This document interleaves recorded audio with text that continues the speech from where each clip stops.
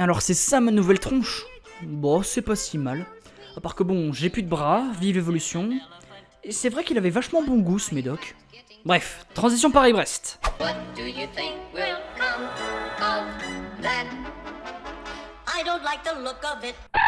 Une petite information concernant mon avatar vous attend à la fin de la vidéo. Bisous. Ah, on va parler d'un film que j'adore. Charlie et la chocolaterie de 2005. Oui, je sais qu'il y a une team film de 71, mais je suis désolé. Quand on sait que le premier film a été détesté par l'auteur du bouquin original, Roald Dahl. Putain, il est chiant à dire son nom. Bon, on va l'appeler Rodal. Quand on sait que Rodal a détesté le premier film jusqu'à refuser de donner les droits de son bouquin pour d'autres adaptations jusqu'à sa mort, ça donne pas énormément envie de regarder. J'ai limite large préféré la version de Tom and Jerry qui est beaucoup plus crédible et sympa à regarder grâce à la magie de l'animation. Et si je parle pas du film de 71, c'est aussi parce que, son Willy Wonka me fait atrocement peur. On dirait qu'il va m'arracher les yeux pour en faire du jus de litchi. Viens dans mon gros camion et je vais tuer pure imagination. Ouais, on va rester avec Johnny Depp nous, hein. Une dernière chose avant de commencer, je suis bien au courant que le film n'est pas 100% fidèle au livre et que Willy Wonka 2005 a subi pas mal de retouches, mais bon. C'est ma vidéo, je fais ce que je veux. Et puis bon, si vous voulez connaître la version originale de l'histoire, lisez le bouquin original quoi. Petite parenthèse, comme je compte pas parler des autres éléments du film tels que les enfants élus parce qu'on parle que de Willy Wonka, je vous laisse un petit thread que j'ai rédigé sur Twitter en description où je donne mon avis et ma petite analyse sur les 4 enfants pourris. Au fait, attends, ah oui, c'est comme sur un de mes dessins. Petite Jojo Ref à 3,43, si tu le fais, youtubeur qui écoute le plus ses abos. Oh, je vais pas passer à côté d'un tel titre de noblesse. Bref, que sait-on de Willy Wonka? C'est un magnat du chocolat qui est littéralement un inventeur révolutionnaire. Inventer un chewing-gum qui ne perd jamais sa saveur ou une glace qui ne fond jamais, c'est pas un problème pour lui. Sauf que bon, quand il s'agit de faire face à la concurrence qui vole ses recettes, que faire? Renforcer la sécurité, mener l'enquête, dire choucroute? Non! Il ferme sa chocolaterie et en licencie ses centaines d'employés. Sacré taux de chômage après ça. Tu pensais que je suis Neptenio, mais c'était moi, Snectenio! C'est bon, j'ai mon trophée de youtubeur qui écoute sa commu? Le personnage est devenu mystérieux. On sait que c'est un génie et tout le tralala, mais plus personne ne l'a revu en public depuis longtemps. Alors on peut penser que ça doit être un genre d'homme du style propre sur lui, sérieux, austère. N'était-ce pas magnifique? J'avais peur que ce soit un peu too much avec le couplet du milieu, mais Qui a laissé entrer cet enfant sur le plateau? Eh ben, il a l'air de tout sauf d'un inventeur multirévolutionnaire celui-là. Entre ne pas savoir ce qu'il faut dire, provoquer le malaise avec un silence pesant et lâcher des petits rires niais, on dirait plus un mauvais clown qu'un chocolatier. Enfin, je critique, mais bon, j'ai découvert récemment que le salaire d'un clown s'élève à 3175 € net par mois. Donc bon, il doit faire ça pour arrondir ses fins de mois, qui sait? Bref, Willy Wonka est un homme qui a l'air de vivre sous la coutume de la simplicité. Genre les porte-manteaux, c'est pour les mangeurs de carensac, du coup, on jette tout par terre. Mais quand il s'agit de ses inventions et des lieux de sa chocolaterie, ah là ça claque. Là, on peut clairement dire que son usine représente l'étendue de son imagination. De l'herbe en sucre, des citrouilles meringuées, que de folie! On se croirait presque à la place de la meuf qui bouffe un Kinder et qui se retrouve sur un nuage dans le TGV là. Oui bon, chacun ses refs. Après, ce qui reste étrange, c'est que Willy Wonka ait invité 5 enfants dans sa chocolaterie, alors que visiblement, il a pas l'air hyper à l'aise avec des enfants. Voire il se dérange pas à les tacler si ça lui fait plaisir. j'ai toujours cru qu'une verruca était une sorte de verrue qu'on a à la plante des pieds. Et puis bon, il est pas seulement mal à l'aise avec les enfants, mais durant toute la visite, il a pas l'air très professionnel, sans compter les moments où il parle de ses inventions. Je me suis fait un petit plaisir. J'ai fait un petit best-of personnel où Willy Wonka se montrait gênant durant le film. Asseyez-vous confortablement sur votre fauteuil du cringe, s'il vous plaît. Et vous devez être là. Ok. Alors on y va?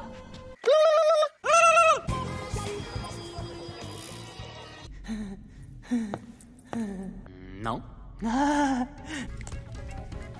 Et voilà, et pour ces moments de gêne, qu'est-ce qu'on dit? Merci beaucoup, Neptenio. De rien. Enfin, comment ça se fait qu'une telle personne à la tête d'une grande entreprise puisse être si mal à l'aise et mal préparée? On pourrait croire que c'est un enfant qui est aux commandes tellement ça se voit qu'il a du mal. Un enfant. Ah, oui, ça doit avoir un rapport avec son enfance. Je me souviens, à travers tous les flashbacks qu'il a pu avoir dans le film, on peut en savoir plus sur le passé de Willy Wonka. Il a vécu sous le joug d'un père dentiste très strict, interprété par Christopher Lee en plus. Et forcément, dentiste dent, carie, sucrerie, bref. Willy a dû construire son chemin en s'opposant à son père. Ce dernier qui lui a fait la fameuse leçon du boomer style chocolatier? Mais c'est pas un vrai métier, voyons. Tu auras un master plus 18 en chirurgie d'écologisation comme ton arrière-grand-père, petit con. Mais lorsque Willy décide de partir, il va littéralement arracher son cabinet du quartier et abandonner son fils. Père de l'année. Cela dit, l'absence d'un père n'a pas empêché Willy de construire sa multinationale et d'avoir du succès dans le monde entier. Seule contrainte, dès qu'on parle de parents ou de famille, il commence à parler mandarin. Oui, je dis mandarin et pas chinois, j'innove moi monsieur. Mais au fait, quand il s'agit de l'absence du père, ça veut dire qu'il s'est construit tout seul. Mais alors, de quel droit il se permet de donner des leçons à des gosses mal éduqués? Parce que bon, si on fait le comparatif, comme punition, Willy a vu des bonbons brûler devant ses yeux. Ok, c'est terrible. Mais ça reste moins pire que... se faire aspirer par un tuyau et manquer d'exploser à cause de la pression, devenir une grosse boule bleue avec les organes remplis de jus de myrtille, manquer de se faire incinérer et tomber dans 3 semaines de déchets pourris, ou se faire rapetisser pour se faire catapulter, manquer de se faire poignarder, griller, frapper par des jouets et écraser par un dossier comme une mouche. 2 secondes. Sans compter la façon dont il prend les accidents des enfants à la légère. Il se contente de danser, tout sourire, amusé par la situation et s'amuse même à tacler les parents avec cynisme et sarcasme. Non, je ne le permettrai pas. Vous imaginez un gloop fondant chocolaté à l'Augustus? Personne n'en voudrait. Bordel de tagliatelle, mais c'est immature de sa part. Je récapitule. C'est un adulte à la tête d'une grande entreprise révolutionnaire qui n'a pas eu une éducation très rose, qui est malaisant au possible et qui danse sur des chansons de petits nains qui visent à distraquer des sales mômes pendant que ces derniers frôlent le décès.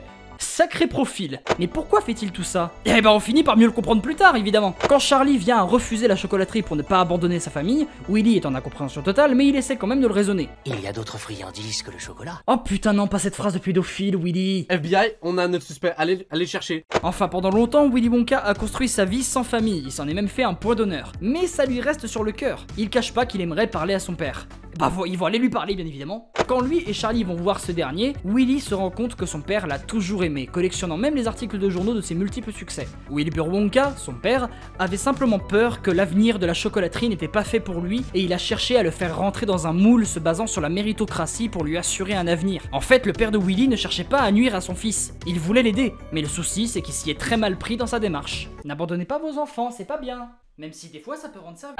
En conclusion, je dirais que Willy Wonka est simplement un enfant coincé dans un corps d'adulte qui présente quelques symptômes du syndrome de Peter Pan. Bousculé par l'abandon de son père, il a créé son propre chemin et a refoulé sa colère froide sur le manque d'éducation des enfants pour en même temps leur donner une petite leçon. Willy ayant vécu une mauvaise éducation, voire une éducation quasi inexistante, il voulait éviter que les enfants qu'il a punis restent pourris pour toujours. Mis à part ça, c'est un génie révolutionnaire qui a quand même rendu son père fier de son travail. En outre, Willy Wonka est un homme qui a vécu pendant longtemps dans un monde de pure imagination. Bon, je vous embête encore un peu pour vous faire passer un petit message. Déjà, ça y est, après mes 3 derniers DLTD qui étaient pas hyper fous, je pense qu'avec cet épisode sur Willy Wonka, j'ai trouvé dans quelle direction le format va aller. Je vais aussi bientôt parler d'un perso de jeu vidéo, je vais casser mon combo de perso de film parce que sinon ça va pas le faire. Dorénavant, mon personnage a changé d'apparence pour devenir un serpent. Et il y aura d'autres apparences très bientôt pour faire un petit vent de changement de temps en temps. Bon par contre, pas de panique, en théorie, l'effet de la pilule comme a filé Kidoshi est temporaire, donc vous devriez retrouver le Dralou très bientôt. Et puis de toute façon, je garde ma précédente apparence comme avatar principal. Mais là, vous avez en face de vous le 2e Neptune. Je suis vraiment content du rendu, surtout que j'ai décidé d'animer les réactions du chibi pour le rendre plus vivant. J'espère que ça vous plaît. En tout cas, je vous remercie d'avoir regardé cette vidéo. N'hésitez pas à passer sur mon Utip pour m'aider financièrement, à lâcher un like, à vous abonner, à me follow sur Twitter, bref, tout le baratin habituel. Et je vous laisse avec mon interprétation a cappella de Pure Imagination en français Google Trad. Sur ce, des bisous, portez-vous bien, arrivederci. Viens avec moi et tu seras dans un monde de pure imagination. Regarde et tu verras dans votre imagination.